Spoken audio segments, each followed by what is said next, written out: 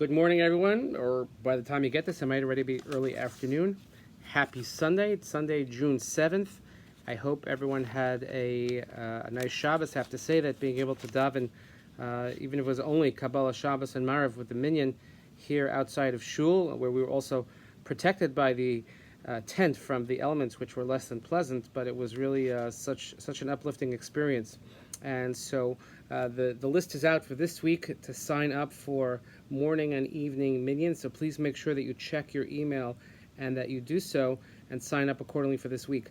Let's hope that some of the restrictions will be eased and we'll be able to have greater numbers, which will allow us to gather for Shabbos. Will make things flow much more smoothly. So let's keep a good word out for that.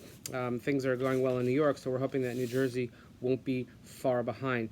Please continue to daven for Refuah Shalema for Mordechai ben Elka, Rav Rafal Zev ben Rickel, Gittel Basara, Noah Alice Batlilach Esther, Razel Basara, and all those who need our healing.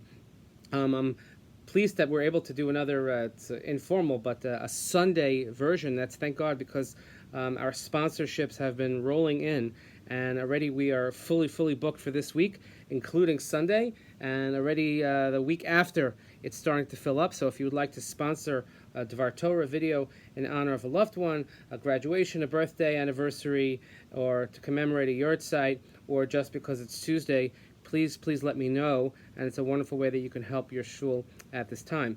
We want to share good news also. Mazel Tov to Chavi Rav Yisrael Rosenblum, celebrating the bat mitzvah of their daughter Leah this afternoon. Mazel Tov to you. And also our sponsor today, Alicia and Alan Pines, are sponsoring. Alan is observing today, he said Kaddish this morning in shul, but he's observing the yahrzeit for his grandfather, Rav Moshe ben Avraham Yaakov HaKohen, his grandfather Moshe Panuski. And I will take this opportunity again to wish Alicia and Alan a happy 40th wedding anniversary, which was celebrated this past week. So since it's a yahrzeit, and anybody who knows, as I've mentioned over the last few sessions, that one of the things that we missed greatly during this pandemic was Birchat Kohanim. And of course it's appropriate because we just had the parsha of Parshas Nasa, which has the mitzvah of Birchas Kohanim, or as we would say, we call it duchening, or if you would ask Alan, he'd say dichening. That's the old European way of saying it. And anyone who knows Alan for 2 seconds knows how important the mitzvah of duchening is. So I wanted to share an insight about Birchas Kohanim. It might be up there on one of my favorite Divrei Torah of all time. And in honor of Alan's grandfather, Moshe ben Avram Yaakov, Rav Moshe ben Avram Yaakov HaKohen. By the way, so great-grandfather is Alan's namesake, of course, Avram Yaakov. And the mitzvah of Birchas Kohanim, a special vart given by Rav Yaakov Kamenetsky. So Rav Yaakov Kamenetsky, in his commentary on Chumash called Emes Liakov, and he asks a simple question. He says, why is it that when we duchen, which is special for us because we do it so rarely, in Israel, it's very different. As you know, if you've been to Israel, you know that they duchen every single day in many places. Here, we duchen only on Rosh Hashanah and Yom Kippur, Sukkot, Shmini Atzeres, Pesach first days, Pesach second days, and Shavuos. So it's not all that often, which makes it all that more painful when we miss it, as we did the last 2 Yomim Tovim. So we know that the Kohanim go up, the Kohanim give their blessing, the Kohanim, we all face the Kohanim, and we cover ourselves with our talis. It was always one of the great memories I've had as a child of being under my father's talis, my brother and I being under my father's talis, and now I cherish having my own children, although the number is dwindling because as each girl becomes bat mitzvah, so they don't come under my talis anymore. So now we're just down to one girl, one boy, Kanana Hara, and we know also we have this special tune that is sung, and the unique tune that is sung here in our shul, which of course you know that Moshe Klibanoff, it's one of his favorite songs to sing. He runs around the house singing, he calls it the Ay Ay Ay song. And when the Kohanim finish and everybody sort of uncovers from the talis or can look up again, so we have the custom, and this is universal, that when the Kohanim come down, we give them Yasher Koach. You say Yasher Koach, well done. Now, that's very nice. It's appropriate that when somebody does something nice for you, when somebody blesses you, that you give a Yasher Koach. So Rabbi Yaakov's question, though, is, and I'm going to paraphrase it, is the Kohanim are commanded to do this. This is their obligation, as we read in the Parsha yesterday. that their mitzvah is to be the conduit of God's blessing towards the Jewish people. So why is it that we're congratulating them on performing a mitzvah? So let's take it for instance. If I'm at home on Pesach night and I eat a matzah at the Seder. Now, nobody congratulates me for eating a matzah at the Seder. They laugh at me.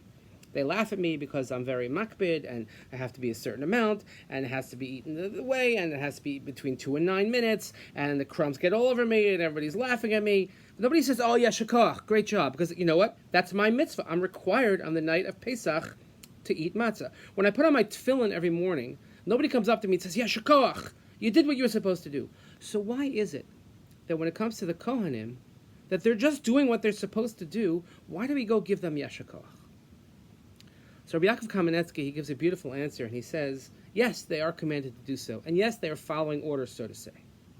But when they make the bracha every time, they say, Asher kedushanim b'kedushaso shel Aharon. God, you have sanctified us with the sanctity of Aaron. Vitzivanu, and you have commanded us, l'varach es amo Yisrael, to bless the nation of Israel. But there's one more word in that bracha, which gives it so much more meaning. And that word at the end of the bracha is, bi'ahava. You commanded us to bless the children of Israel bi'ahava, with love.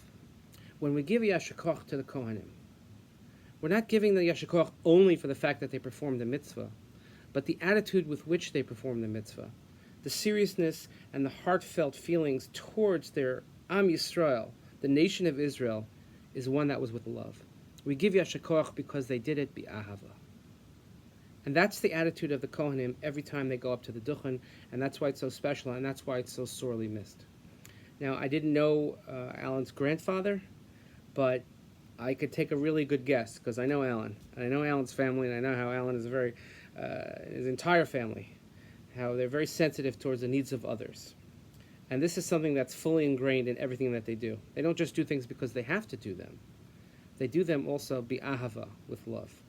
And that's something that's very important, that when we treat our fellow people, mankind, especially during this difficult time in our country, let's think about not just doing what we have to do, but doing things bi'ahava, doing things with loving kindness, doing things with sincere compassion, doing things with heartfelt feelings. And if that's the case, then we could all pat one another on the back and give ourselves the yashakach. So may the neshama of Rav Moshe ben Avram Yaakov HaKohen have an aliyah, and we should all gather together and pat one another on the back, bi'ahava, and do so with heartfelt kindness towards one another.